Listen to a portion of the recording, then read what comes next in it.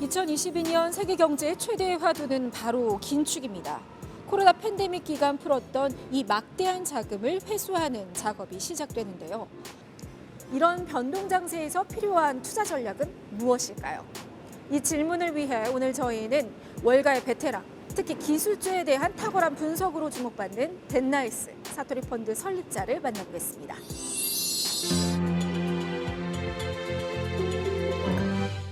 Hello, Dan. It's good to see you. Thanks for joining us. My pleasure, Tricia. 통상적으로 미국 주식시장은 12월, 그러니까 연말로 갈수록 불마켓, 강세장이다라고 말을 하는데요. 하지만 이번 연말, 그리고 2022년까지 약세장을 나타낼 것이다라고 우려하시는 근거는 무엇인가요? Yeah, I think when you think about 2022, there are three things that we're focused on. The first one is the fact that the U.S. stock market is at record valuation levels. So you have to think about that. The second piece of it is we believe the stock market has done this well because of record stimulus. And so with the Federal Reserve starting to pull that stimulus back, and we believe they're going to raise rates multiple times next year, that's going to have a big problem as well. And inflation matters. This is the highest inflation we've seen in 30 years. And unless you are a portfolio manager in the 1970s or spent a lot of time studying that, this is an environment that we've never had to deal with for a very long time. So that's why we believe the S&P 500 for 2022 will be down next year. What I would say is that it wouldn't surprise me to see the S&P go down 20% next year at some point. 매년 12월 31일이 되시면 내년에 주목해야 할 최고의 주식 5개를 꼽으시는데요. 좀 이르지만 그래도 저희가 주목해야 할 개별 종목과 섹터가 있다면 어떤 게 있을까요? You know, next year stock picking is going to be really important because if you look at big cap technology, which is where I'm very focused, you have some really great companies trading at very reasonable valuations. So if you look at Google, for example, they will benefit as economies reopen and people advertise. About 10 to 15% of their revenues is from the travel and leisure vertical. And so hopefully as this variant dies down after we get through the winter, more of those firms will be advertising their vacation spots and their cruises, et cetera. And so that should really help Google. And Google should grow revenues in the high teens next year. And you can buy it for around a 22, 23 multiple with the S&P at 20 times. So not much more expensive. Same thing with Facebook, where Facebook you can buy at a market multiple. And again, they should see high teens revenue growth next year. And this pandemic has made people really have to connect online. And then for your viewers who are really interested in the more exciting names, we have investments in electric vehicle stocks like Lee, XPEV, NIO, where those names, they're expecting to see revenues grow 75% next year, and to about 22 billion in total, but they only trade at 6 times revenues.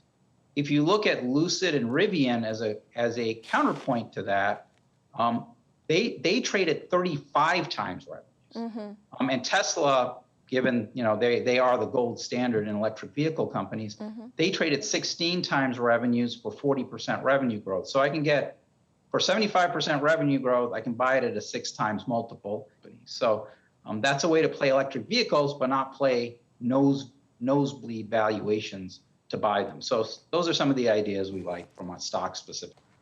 테크 성장주 중에서 일부는 좀 주의가 필요하다라고 말씀을 하셨는데 이 부분을 더 설명해 주실 수 있을까요?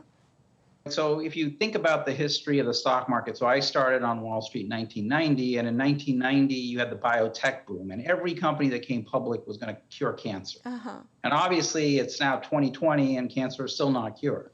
And when that bubble burst, it was horrible. Then in 2000 you had the tech bubble, and every company was going to dominate the internet.